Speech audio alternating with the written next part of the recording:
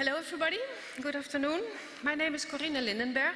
I work for the Netherlands Institute for Sound and Vision. And earlier this year we opened our brand new Media Museum. For this project, which lasted 7 years, I've been the program manager.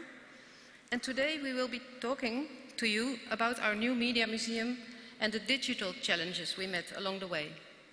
I say we because I'm here with my colleague, Maarten Brinkerink, who was the digital architect of the project. But first, we would like to start with showing you a video of the museum so that you know what we will be talking about.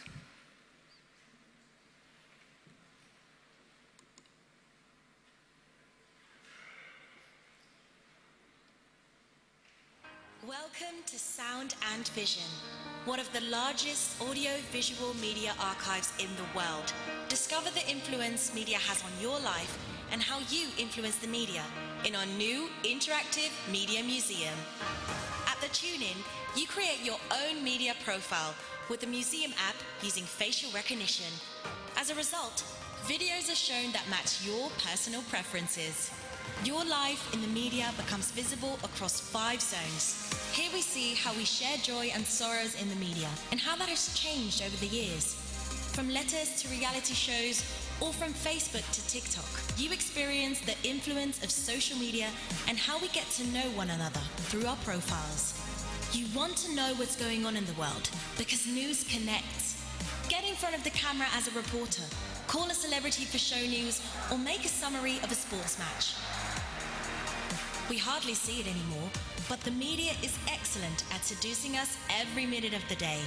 After all, without advertising, no media. Find out how it works and give it a try yourself as an influencer. The Director's Workshop is a treasure trove of tools. Discover how to recognize and remember stories. Make your own movie or watch your favorite series. What started as a crossword puzzle and game show grew into the biggest media industry, video games. Race through development and create your own game. Or get lost on our interactive game floor. A visit to the Media Museum is an unforgettable journey of discovery through the media landscape of then, now, and the future. So now that you have seen it, we will dive into the process in a minute, but first we would like to tell you what our Institute of Sound and Vision is about and what we do. Welcome. Yes. So the Sound and Vision Institute is situated at a media park. It is in the city of Hilversum, just outside of Amsterdam, where all the Dutch broadcast companies are situated. Sound and Vision is an archive, an audiovisual archive, a museum and a research institute. The building was designed by architects Neutelings Riedijk and opened in 2006. The building has 13 floors, 8 above ground, where you'll find the museum and the offices, and 5 below ground, where are the archives. It is a beautiful building, I think, and the light in the interior is sublime. So it's a real treat to go to work every day. And Maarten will tell you something about the archive function.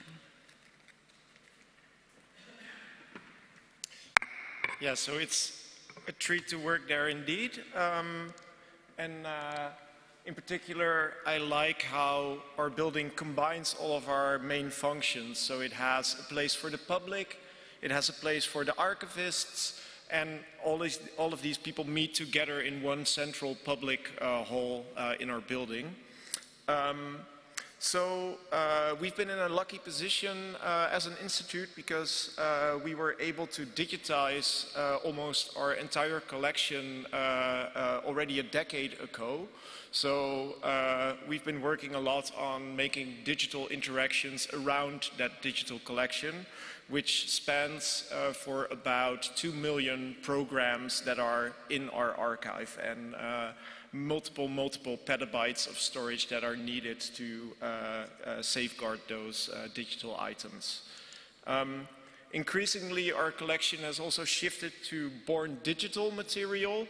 So think of video games, online video productions that have also become part of our collection, next to the more traditional television and radio archives that we safeguard as an institution. And also physical collections like a press collection and musical carriers that are part of our archive. And finally also the objects that are related to the history of the production and consumption of media expressions are part of our holdings. And based on those collections, we had the challenge of thinking, how are we going to create a story that suits that vast collection when we are renewing our museum? And that's where I hand over to Corine again, to give you that introduction.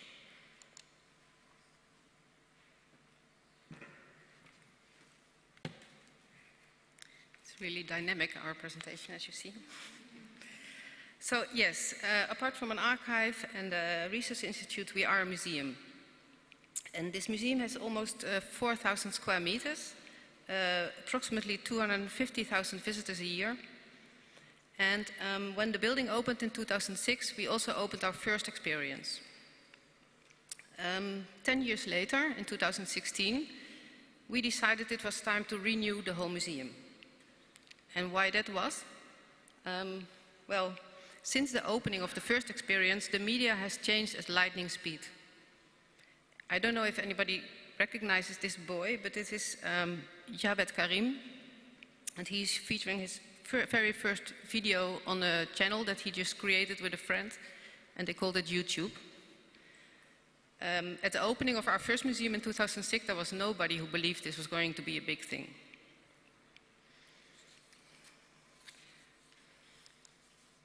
And now today, media are everywhere. The use of social media exploded with the possession of smartphones. Anyone can create media. Everybody lives in their own media world, almost without realizing it, like a fish in water. And this is our mission for the new museum, to give meaning to the inexhaustible amount of media that surrounds us.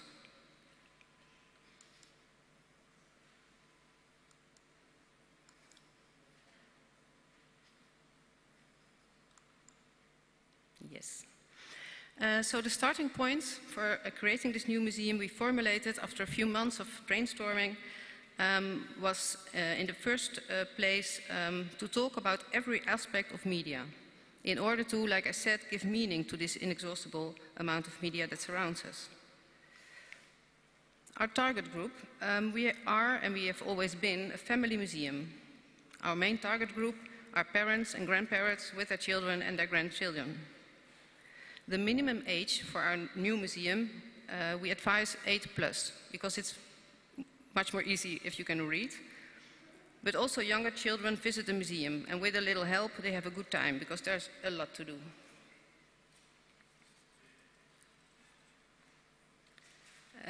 By allowing the visitor to experience how media work, how phenomena occur, such as creating fake news or earning money as an influencer, we hope to make the visitor a little bit more media savvy.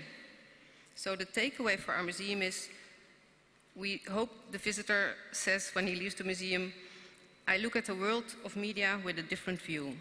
I know better how it works, I know what's behind the scenes going on, and so on.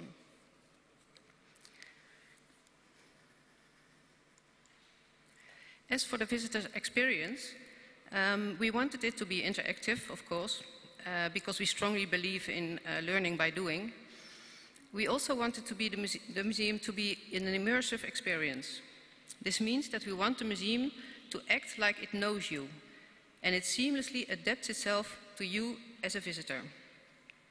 On top of that, we wanted our new museum experience to be a personal experience, with content that adapts to who is in front of him, because that is what media is also doing. Everything is tailor-made, especially for you. So how we did this, technically, this responsive visitor experience, is to Maarten to tell.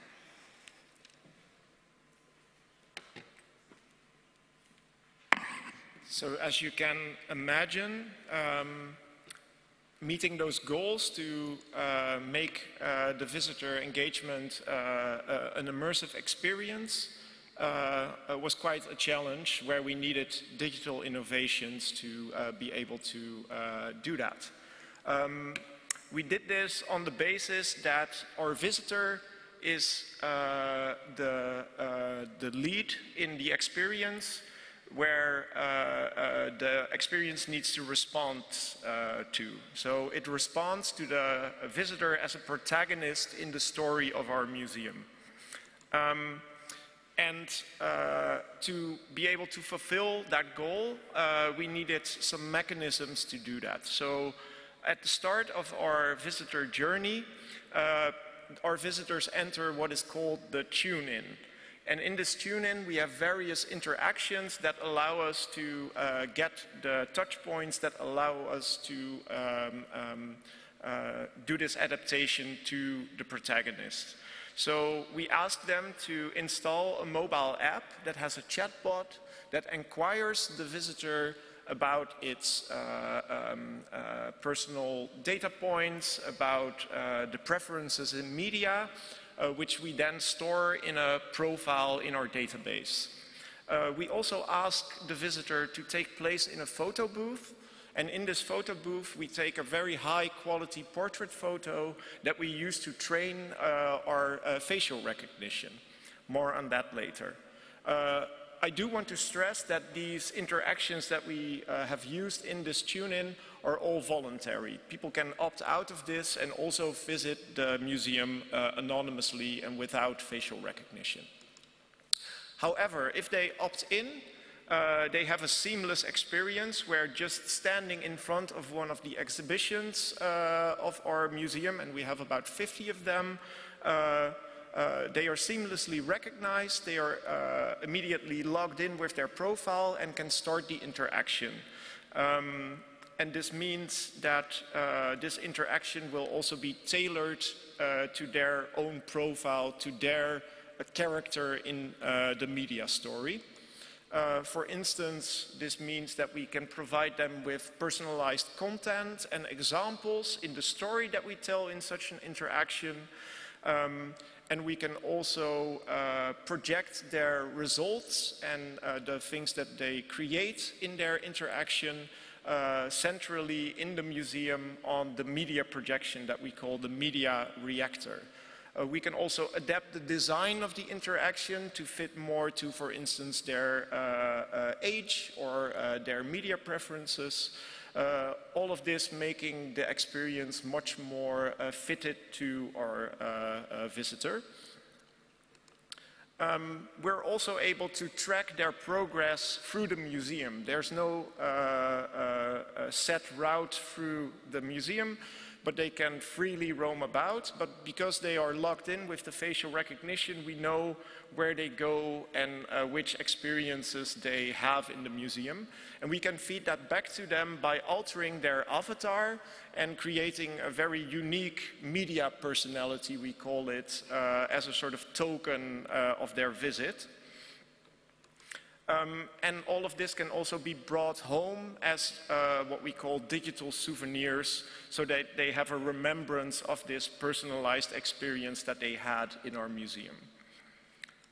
Now, I can imagine you as an audience wondering about, aren't there ethical or privacy considerations with using such digital innovations in a public setting, in a museum setting? What I can say about this is that we've really tried our best to take that in mind in our design. We've also worked together with our supplier Microsoft of the facial recognition software to adhere to their responsible AI practices. And all of the use cases that we have implemented in our museum have also been approved according to their standards. One of the things that we do, for instance, is that we always delete all of this data at least within 24 hours after the museum visit.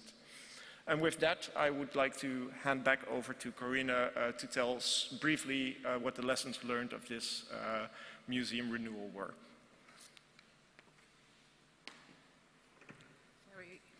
very briefly then. Yes, about the lessons learned.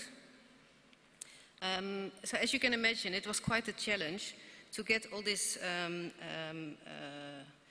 technique working properly. So to conclude, I would like to share two main lessons learned that we had on this great project to work on.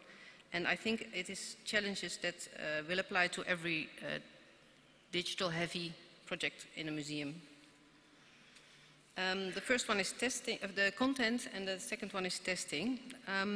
So about the content,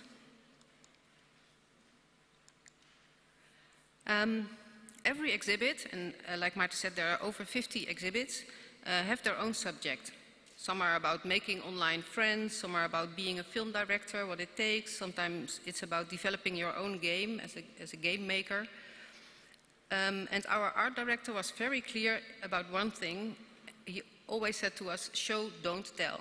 So that means he didn't want any talking heads explaining about the events that we were talking about, but he wanted the content to tell the story itself. So every exhibit is really content heavy. In total, it would take you more than 3 days to watch all the content in the museum.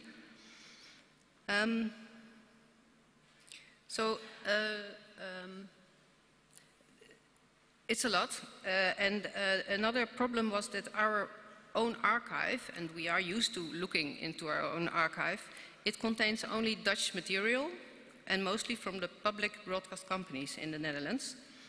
But to tell our stories about the wide range of media, we had to search also for commercial content, for foreign content, and for online content. So it cannot be underestimated how much work it is to find the right stuff. And then, not to mention, clearing the rights for all this material. Along the way, the rules for content became more strict due to stricter privacy regulations. So imagine trying to make agreements with Disney and Netflix and YouTube for every little fragment you want to show. Our legal department has done a monster job and is now widely sharing its knowledge and lecturing about it at archive conferences.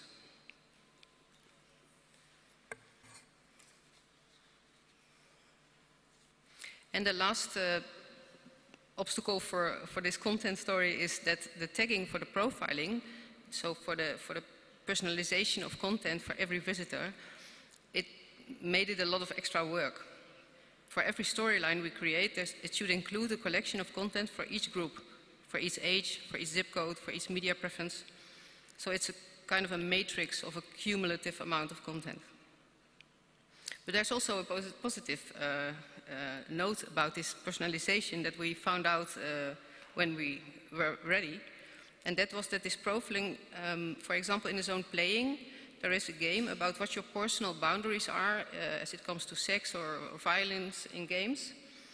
And now we can have the exhibit working when there's a younger person, so under 18, standing before the exhibit.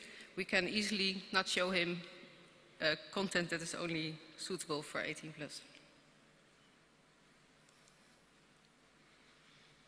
The second challenge I want to or lesson learned is that testing is really, really important for a digital heavy exhibition. We always said to ourselves we need to be finished 3 months before opening, so we have 3 months of testing, and we really held on to that. The exhibits and the underlying systems are so complex and interdependent that you can only test them properly when once everything is finished.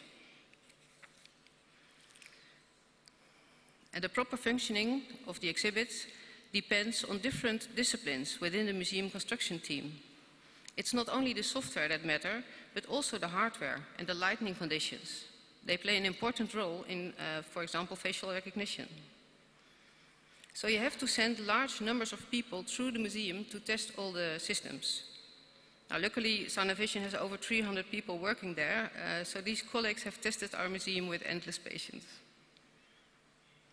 In addition to that, we have recruited special groups to test. For example, people in wheelchairs or people with a disability in hearing. And the positive thing about this testing period that we accidentally found out is that all the colleagues in our organization who didn't work on the museum project became much more engaged in these last 3 months towards the opening. So it was the museum of everybody in our company.